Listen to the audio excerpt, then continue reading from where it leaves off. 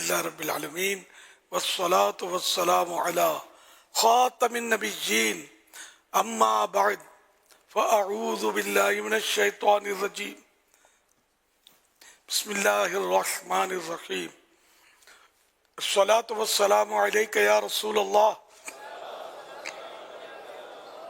وعلی آلک واصحابک یا حبیب اللہ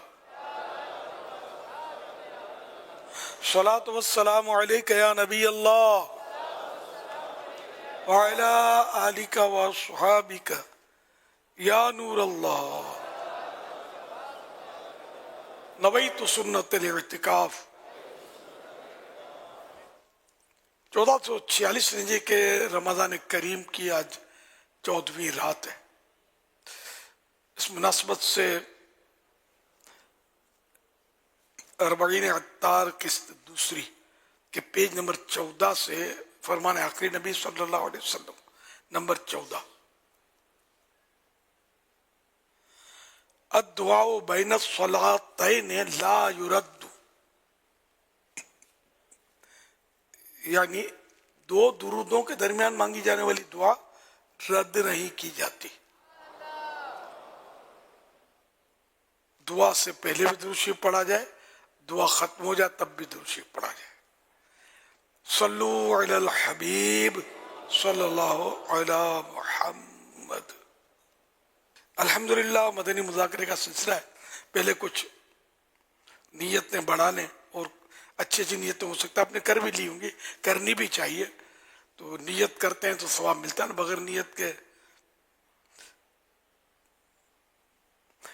ادھر ادھر دیکھنے، باتیں کرنے، دوسروں کو اشارے کرنے، خود کشادہ ہو کر دوسرے کو تنگ ہو کر بیٹھنے پر مجبور کیے بغیر، اور در و دیوار وغیرہ سے ٹیک لگائے بغیر اللہ کریم کی رضا کے لیے توجہ کے ساتھ دینی باتیں سنوں گا۔ صلو علی الحبیب سن کر بلند آواز سے درود شریف پڑھوں گا، مجبوری نہ ہوئی تو آخر تک اپنی جگہ نہ چھوڑوں گا، اور پھر جب ختم ہو جائے گا مدنی مذاکرہ تو آگے بڑھ کر عیسائی بھائی سے خود سلام کروں گا، ہاتھ ملاؤں گا، اور حسب ضرورت انفرادی کوشش کروں گا۔ صلو علی الحبیب صلی اللہ علی محمد۔ اللہم سلمنی من رمضان وسلم رمضان لی وسلمہ منی۔ صلو علی الحبیب صلی اللہ علی محمد۔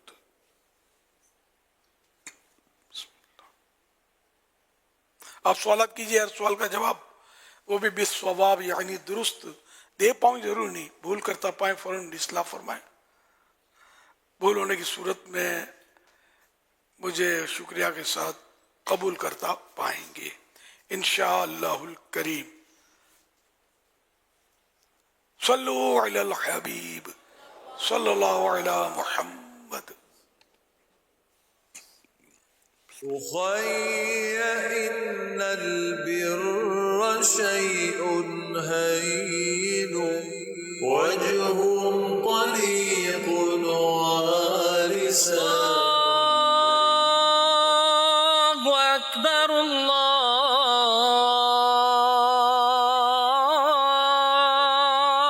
أكبر أشهد أن لا إله إلا الله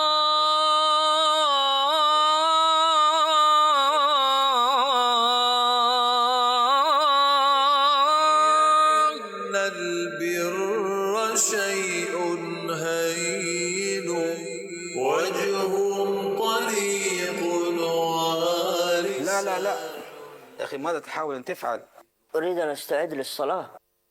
أنت في حاجة للراحة الآن، ولكنك مريض ولا تستطيع القيام. لا داعي نصلي الآن، يمكن قضاءه لاحقا بعد ما أنت تتعافى. ومن أين سمعت بهذا الكلام؟ هل اجتهدت بنفسك أم سمعت هذا عن أحد العلماء؟ أخي أنت مريض وأعتذر منك، أرجوك اعذروني على التدخل، لكن في مثل هذه المسائل الشرعية علينا أن لا نعتمد على اجتهادنا أو كلام العامة. الأفضل أن نستفسر من أهل العلم. ما رأيكم أن نستفسر هذا السؤال من فضيلة الشيخ حفظه الله؟ أود أن أستفسر من فضيلة الشيخ حول مدى جواز الأخذ بما يطرح على وسائل التواصل الاجتماعي، خاصة في المسائل الشرعية والفقهية، إذا كان ذلك يتوافق مع ما نراه صحيحا. كما نود من فضيلتكم توضيح حكم تأخير الصلاة للمريض حتى يتعافى من مرضه. ماذا يجب عليه إذا نصحه الطبيب بتأجيل الصلاة؟ وجزاكم اللہ خیرا۔ سیدی سوشل میڈیا سے ملنے والی دینی معلومات خاص طور پر شرعی مسائل وغیرہ سن کر اسے ٹھیک سمجھ لینا یا اپنی طرف سے اس کی کوئی تطبیق کر لینا کیسا ہے؟ نیز اگر ڈاکٹر نماز چھوڑنے کا کہے تو کیا مریض صحت یابی تک نماز چھوڑ سکتا ہے؟ سوشل میڈیا کے ذریعے یا اس طرح مطلب کہ ذرائع کے ذریعے سن کر شرعی مسائل کو فائنل نہیں کیا جائے گا۔ اسی طرح مطلب ہے کہ جب تک علماء سے اس کی تصحیح یا اس کی تصدیق نہ کروا لیں، علماء دین سے پوچھ لیں کہ یہ مسئلہ ہم نے پڑھا یہ درست ہے یا نہیں۔ اچھا، ہر داڑھی والا عالم نہیں ہوتا، ہر مسجد کا امام عالم نہیں ہوتا، اس لیے وہ جو مفتی ہو نا، اچھا جن کے آگے مفتی لکھا جاتا ہے وہ بھی ضروری نہیں کہ اتنا اس کی بھی گہری نظر ہو۔ جو مطلب فی الحال فتویٰ دیتے ہوں، دارالافتاء سے ان کا تعلق ہو، فتویٰ دیتے ہوں، تو وہ اس میں زیادہ رہنمائی بہتر کر سکتے ہیں۔ تو اس لیے وہ علماء سے، مفتیان کرام سے معلوم کر لیا جائے۔ نیز اگر کوئی ڈاکٹر کہہ دے کہ آپ نماز بیٹھ کر پڑھو، کرسی پہ پڑھو یا مت پڑھو، تو ڈاکٹر کی بات ہم اس صورت میں ویلڈ ہوگی۔ نہیں پڑھو تو ڈاکٹر خوف خدا والا ڈاکٹر تو سوال ہی نہیں ہے کہ وہ کہ نماز مت پڑھو، وہ نہیں کہے گا، ہاں یہ کہ بیٹھ کر پڑھو۔ تو اس میں یہ دیکھا جائے گا اگر وہ ڈاکٹر ماہر ہے اور خوف خدا والا ہے، کچھ نہ کچھ اس کے پاس علم ہے دین کا، اور وہ کہہ رہا ہے اپنے علم کی بنیاد پر، جو طب کا علم ہے اس کے مطابق، تو اس کی بات مان سکتے ہیں۔ یا خود اپنا تجربہ ہے کہ بیماری میں نماز کھڑے ہو کر پڑھنے سے تکلیف ہو جاتی ہے، بعض اوقات تکلیف ہوتی ہے، سخت تکلیف ہوتی ہے، بندہ سجدے میں جا نہیں پاتا، ٹیسیں اٹھتی ہیں، درد ہوتا ہے، ایسی صورت ہے۔ یا جھکا ہی نہیں جاتا، بعض اوقات ایسا ہوتا ہے گھٹنے وغیرہ میں اتنی تکلیفیں ہوتی ہیں، تو ایسی صورت خود اپنے اس کو پتہ ہے کہ یہ میں نہیں کر سکوں گا، تو اب وہ بیٹھے بیٹھے پڑھ سکتا ہے، کیونکہ اس کا سجدہ ساقط ہوا، یعنی کہ اب جب سجدے پر وہ قادر نہیں ہے۔ حقیقی سجدہ جو عام لوگ کہتے ہیں نا سجدہ، اس کو سجدہ حقیقی کہتے ہیں، تو سجدہ حقیقی پر یہ قادر نہیں ہے، یعنی اس کو اب وہ کر نہیں پا رہا، تو ایسی صورت میں یہ قیام بھی اس کا معاف ہو جائے گا، اور اب یہ بیٹھے بیٹھے یا کرسی پر نماز پڑھ سکتا ہے۔ لیکن اس میں اشارے سے نماز پڑھنے میں یہ شرط ہے، بیٹھے بیٹھے وہی اشارے سے، تو سجدہ تو کر ہی نہیں پا رہا نا، تو اشارے میں شرط یہ کہ رکوع میں جتنا اشارہ کیا سجدے میں اس سے زیادہ اشارے کرے، اور یہ کہ اشارے سے نماز پڑھنے کے لیے کرسی پہ لوگوں نے تختے بنائے ہوئے ہوتے ہیں، اس کی ضرورت نہیں ہے، یہ بیکار ہے، اس کی ضرورت ہی نہیں ہے، اس کا مسئلے سے تعلق بھی نہیں ہے۔ اشارہ سر سے ہوتا ہے، گردن سے نہیں، پیٹھ سے نہیں ہوگا، یا صرف سر سے اشارہ ہوگا، اور سر سے اشارہ جیسے رکوع کا تھوڑا جھکا، یہ رکوع ہو گیا، یہ سجدہ ہو گیا، یوں رکوع سے تھوڑا زیادہ جھکا تو سجدہ ہو گیا، تو اس طرح انشاءاللہ کوشش کریں گے تو یہ ترکیب اچھی بن جائے گی۔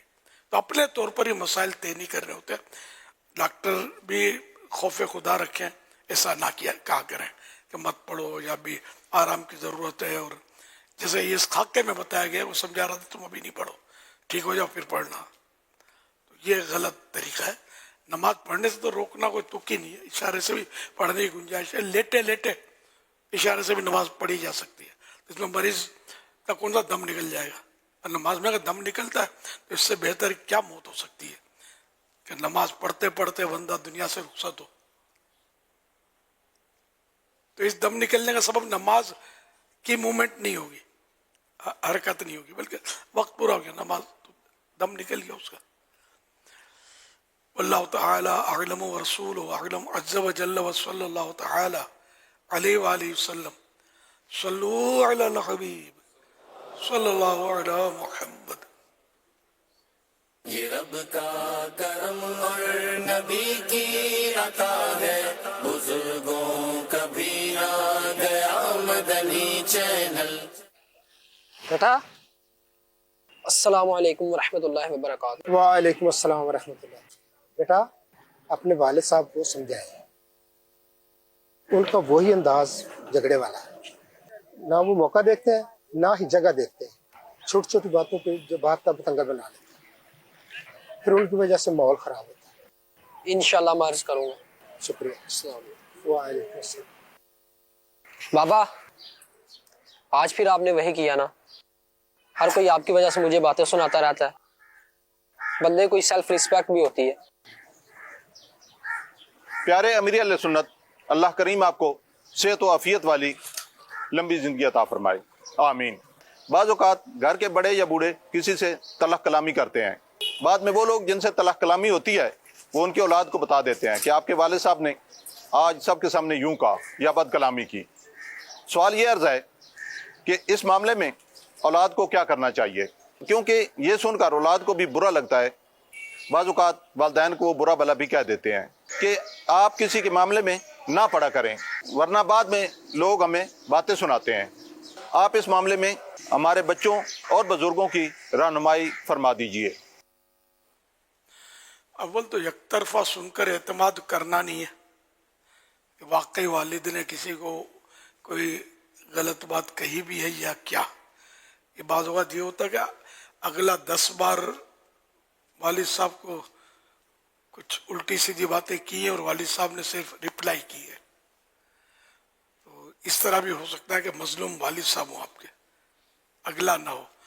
تو اچھا, اب ایسا کوئی واقعہ ہو بھی گیا کہ والد صاحب نے کچھ نامناسب انداز اختیار کیا ہے, وقت ایسا ہو گیا ہے, تو بھی اولاد کو بتانے سے پہلے نیت کیا بتانے کی یہ دیکھا جائے. اگر بیٹا اتنا پاورفل ہے, والد صاحب کی اتنی مطلب قریب ہے, والد صاحب اتنا اس کا مان رکھتے ہیں, اور یہ ذہن میں کہ یہ والد صاحب کو اگر سمجھائیں گے تو والد صاحب کی سمجھ میں آ جائے گا, تو بیٹے کو اس نیت سے بتانے میں حرج نہیں ہے کہ بیٹا اپنے حسن تدبیر سے اچھے انداز میں محبت سے پیار سے والد صاحب کو سمجھا سکتا ہے کہ اس طرح لوگ آپ کو ڈیگریڈ کرتے ہیں, برا بھلا کہتے ہیں, تو ابو احتیاط, اور ابو بولے کہ بیٹا ٹھیک ہے. یعنی ایسے تعلقات باپ بیٹے کو ہوتا کم ایسا, سمجھے. اگر ایسا ہے تو بول سکتے, ورنہ خامہ کا بول کر بیٹے کو بھی کنفیوز کرنا, پھر بیٹا بعض اوقات تیکھا ہوتا ہے, پھر والد صاحب پر مرچیں چھڑکتا ہے, تو پھر وہ اور مسائل کھڑے ہو جاتے ہیں اور لڑائی ہو جاتی ہے, باپ بیٹوں کی نفرتیں بڑھتی ہیں. تو ایسی حرکت نہیں کرنی چاہیے. واللہ تعالی اعلم ورسولہ اعلم عز وجل وصلی اللہ تعالی علیہ وآلہ وسلم. صلو علی الحبیب. آپ نے جیسے فرمایا کہ اگر کوئی ایسی بات ہے بھی تو بیٹا حسن تدبیر کے ساتھ اچھے انداز سے اپنے والد صاحب سے بات کرے. تو اچھا انداز اب بیٹے کو کیسا پتہ چلے کہ اچھا انداز کیا ہے. جیسے انہوں نے خاکے میں جیسے کہا یار اب کیا کرتے ہو آپ, تو کیا یہ ممکن ہے کہ بیٹا اس طرح والد صاحب کے ساتھ تھوڑا والد صاحب کا موڈ مزاج انداز دیکھ کر کہے کہ ابو وہ کیا کچھ مسئلہ ہو گیا تھا, کوئی سے بات چیت ہو گئی تھی, کوئی کہنا سننا ہو گیا تھا, کیا ہوا کیا تھا ابو, خیریت تو ہے نا, آپ کو کوئی تکلیف تو نہیں ہوئی. تو ابو بولیں یار اس نے یوں کیا ہوا تھا. اب وہ بچہ دیکھ لے کہ ابو سے کیا بات کرنی ہے, کہ واقعی جس نے مجھ سے شکایت کی تھی اس کی غلطی تھی یا واقعی میرے والد صاحب کو کچھ جلال آ گیا تھا. تو ایسے کچھ ماحول وغیرہ بنا کر وہ احتیاط کیا کرو نا.